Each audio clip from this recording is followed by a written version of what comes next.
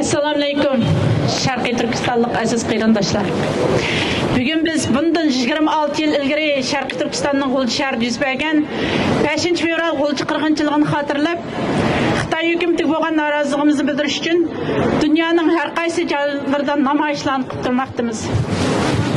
Shundaqla yana biz bu munosabat bilan 1990-yil Mashrab harakati bilan boshlanib, 5-fevral G'ulji namoyishi bilan avjiga chiqqan va oxirida partizanlik kurashlar orqali dunyodagi eng kuchli hisoblangan Xitoy qurolli kuchlari bilan jizdiran to'qnashgan, 2000-yil Xitoyning bu yoshlarga o'lim jazosi berishi bilan oxirlashgan Uyg'ur hozirgi zamon tariximizdagi sharafli bir tarixni faxrlanish tuyg'usi ichida xotirlab turmoqdamiz. Men bu munosabat bilan 5-fevral G'ulji inqilobi jarayonida Xitoy qurolli kuchlari bilan to'qnashib, Xitoy qurolli soqchilarining qo'llaridagi qurollarni tartib olib, tillarda dastan bo'g'idek qahramonliklarni yaratib, shahid bo'lgan va Xitoy tarafidan o'lim jazosi berilgan Abduxilal Mijit, Abdumijit Abdurahmon, Abdukerim Ahmad,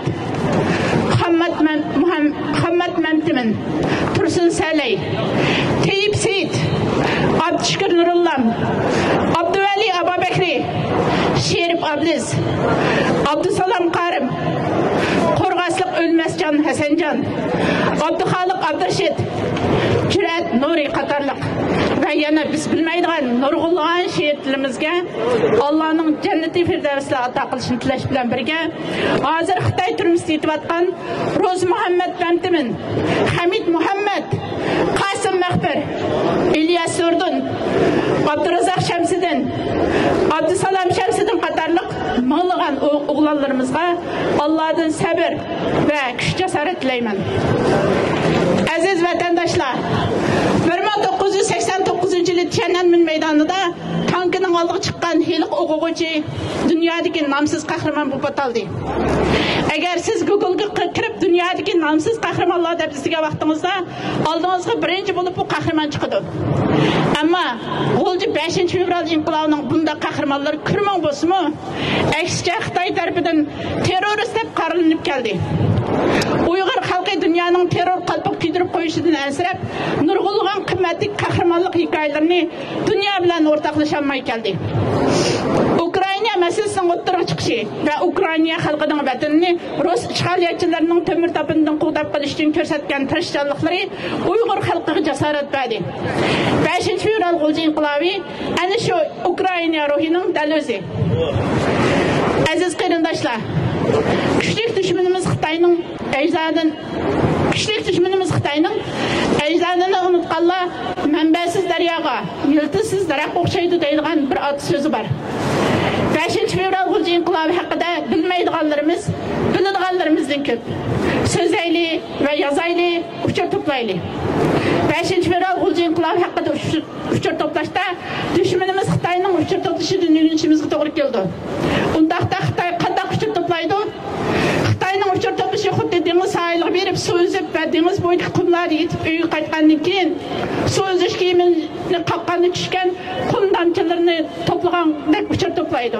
Va ana shunday nurg'ulg'an suv uzish kiyimlarini qaqqanda tushgan qum damchilarini bir yerga kelganda erishadigan cho'ng bir uchur bo'ldi. Shunga biz G'ulji 5-fevral inqilobi shundaqla o'z navbatida G'ulji 5-fevral qirg'inchiligiga oid har qanday bir uchurni tashlab o'tmaydi. Sizning va mening shundaqla uning qo'ldagi uchurlar birlashib Xitoyning Uyg'ur xalqiga bugunlar emas, balki bundan 26 yil burun qirg'inchilik elib borganligini isbotlaydigan bir qimmatli gavharga aylandi.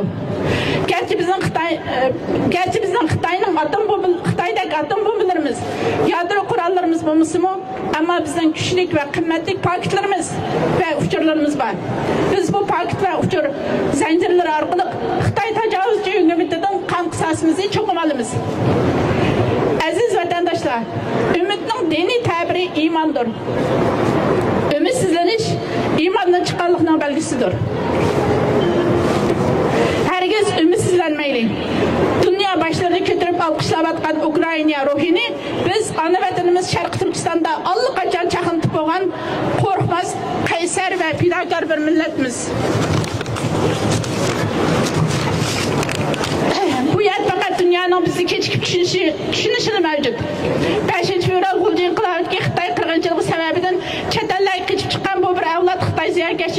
yaşavıç Uygurlar bu yıl 26 yıl jarayonida to'xtamay kurash qilish orqali Kanada parlamentiga ta'sir ko'rsatib, 10 ming Uyg'urni Kanadaga elib kelishdak olamshumul qarorning 100% to'liq ovoz bilan amalga oshishini qo'lga keltirdi. Mana bu umid Kanada parlamentida bu qaror e'lon qilingandan keyin parlament a'zolari o'rinlaridan turib bizga guldiras olqishlar yang'irtib qalbimizni tabrikladi.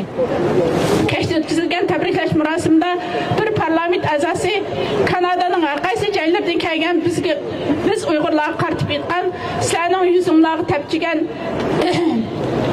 o'zinglarga bo'lgan ishonch va g'urur tuyg'usi bizni bakmi ta'sirlantirdi degan so'zlar bizning puchlangan qalbimizni taskin topqizishga, borgancha umidsizlik tarafga qarab ketayotgan ruhimizni qayta jonlantirishga yetib ishib qoladi.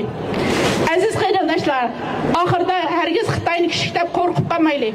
Agar biz qo'rqishning quli bo'lib qolgan vaqtimizda kichik davlatlar qanday qilib bizni qo'rqitishning yo'llarini izlaydi. Namoyish qilib qarmaylik.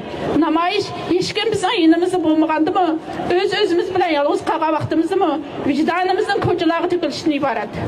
Tarixdan buyon g'alaba vijdonli millatlarning bo'lib keldi. Vijdonini ko'chalarga so'rab chiqargan kishilarga dunyo diqqat qilib keldi. Biz faqat vijdonimizni ko'chalarga so'rab chiqaradigan ishlarni yaxshi qila olsak, qolgan ishlar o'zigidan keldi deb qarayman. Yashasin Sharq Turkiston! Yashasin Sharq Turkiston!